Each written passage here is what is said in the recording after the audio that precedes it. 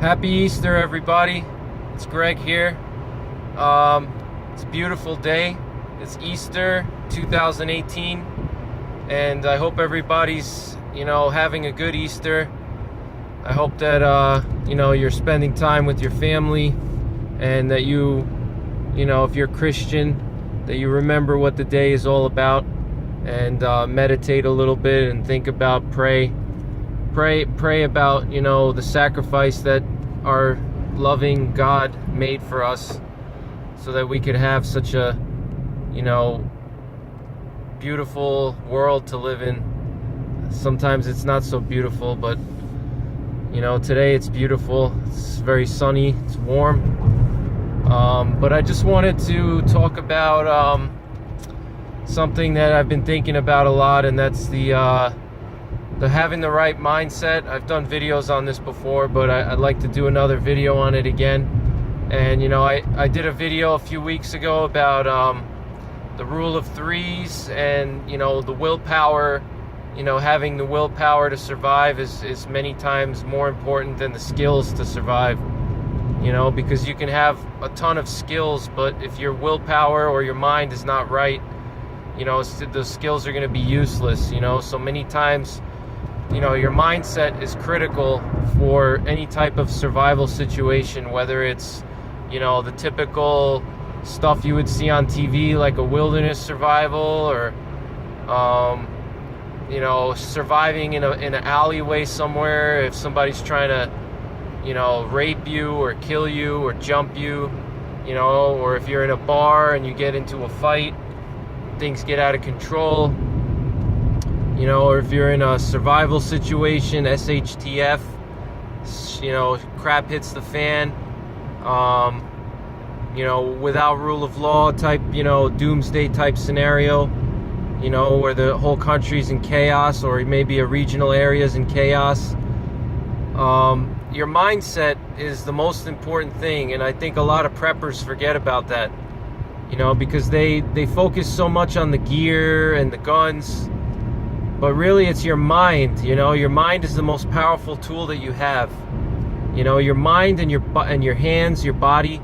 Those are your first weapons. If your mind is right and you have a good mind, and you're able to think clearly in a stressful situation, then you can pretty much survive anything. And I believe that God gave us all the tools that we need to survive almost anywhere on earth, in any type of situation, and that's the reason is number one is because we're smart. We're the smartest animals on this planet, and we have opposable thumbs. We walk upright. Those are major advantages that put us ahead of every other animal, and that's why we're the top of the food chain. That's why we're the most dominant predator on the planet. So it's not what gear you have. It's not what kind of guns you have, or what kind of backpacks, rucksacks you have. Obviously that stuff's important, but you're not always going to be able to have your AR-15 and your I'm never coming home bag with you. You may be in a situation where you're not allowed to have that, be based on the city that you live in or where you work. Not everybody lives in Texas, not everybody lives in a gun-friendly state. I live in New York, so I'm severely restricted. It's very difficult to, you can't just, I can't just sling a rifle over my shoulder and carry it with me like everywhere I go, So, you got to think about that. You're not always going to have your gear with you, so when you're in those situations where you don't have your gear, your mentality and your mind is the most important thing. Because if your mind is messed up, let's say if you get like shell shocked, you get in a stressful situation and you get shell shocked, you're not going to be able to think clearly. You kind of have to put your emotions aside and your fear aside, and you have to think clearly, and you got to analyze the situation and figure out a plan to survive the situation. You don't want to just become paralyzed, with fear or whatever different emotions, whatever those emotions are. you know, you have to kind of look through those emotions and block them out.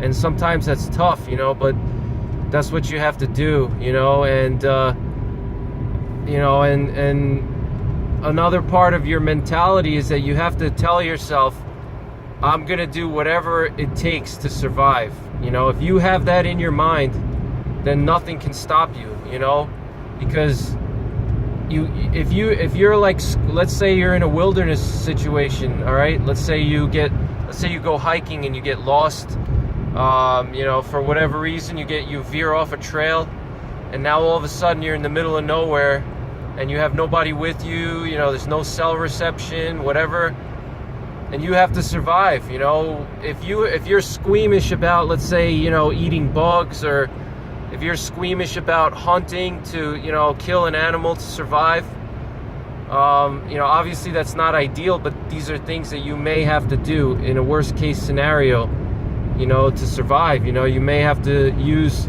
you know, hand force, you know, so that's something that you should think about. You know, do I have what it takes to survive mentally? You know, am I mentally ready to do whatever it takes to survive? And so, you know, if we're talking about, let's say, a streets fight or something like that, you know, let's say you're you know, you're in a street fight with somebody, or, you know, let's say some guy's trying to rape you. If you're a woman, you know, you have to think to yourself, I got to do whatever it takes to survive. And if that means, you know, hurting somebody, you know, you're going to have to do that, because obviously if somebody's trying to rape you, or if they're trying to, you know, beat you up, they already made a choice in their mind what they want to do to you. You know, they obviously don't care about your, you know, physical well-being and your mental well-being.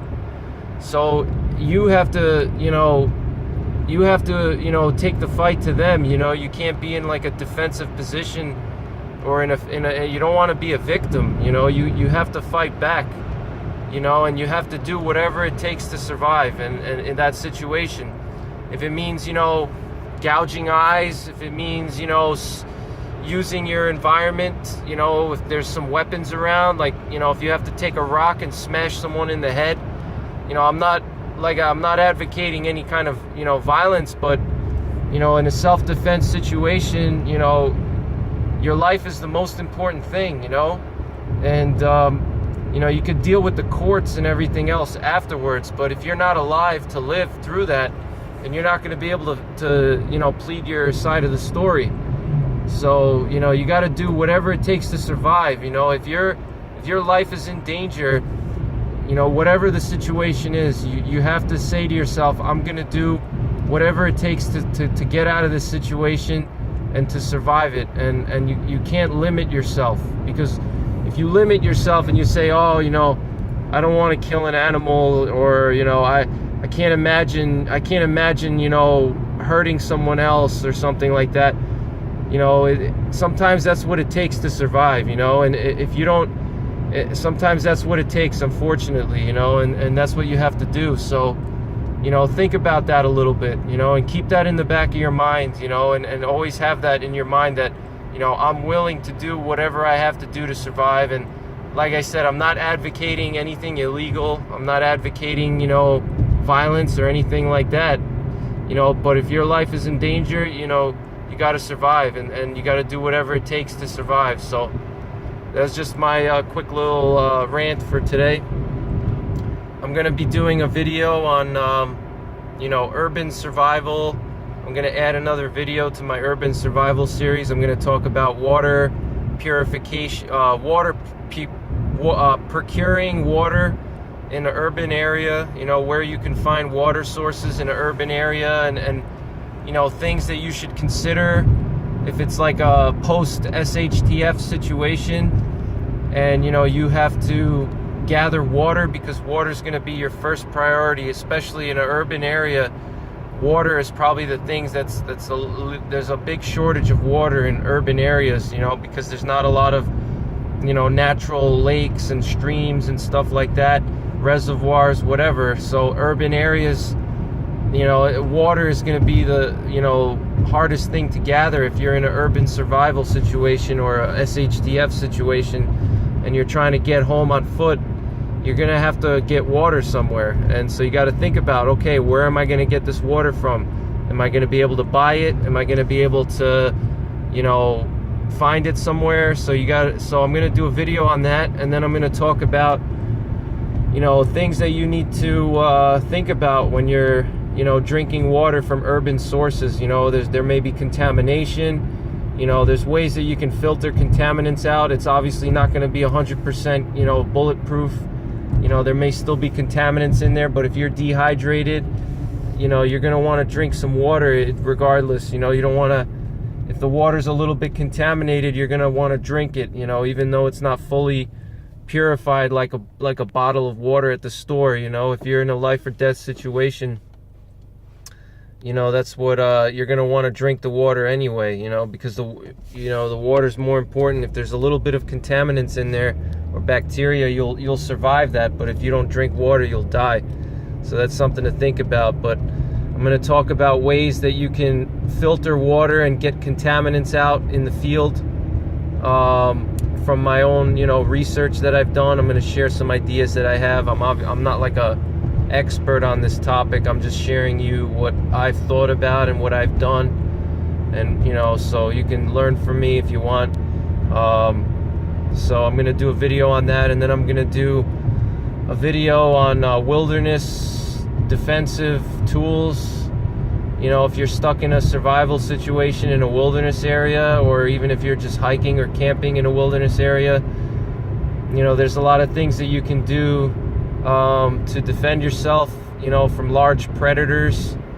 If we're talking about bears, cougars, any type of big cat, any type of even large bovines like, moose, whatever, any type of large predator or a large animal like a, bison or something like that, you're going to want to have some defensive tools. You don't want to just be walking around in the wilderness with just a pocket knife. You're gonna want to make some type of weapons that you can use to defend yourself. So I'm gonna share some thoughts on that, and I'm gonna make a few quick field expedient tools, defensive tools, using the surrounding environment. So look out for that video. All right, guys. So that's it for today. Take care. God bless. Happy Easter. And I'll talk to you guys soon. Goodbye.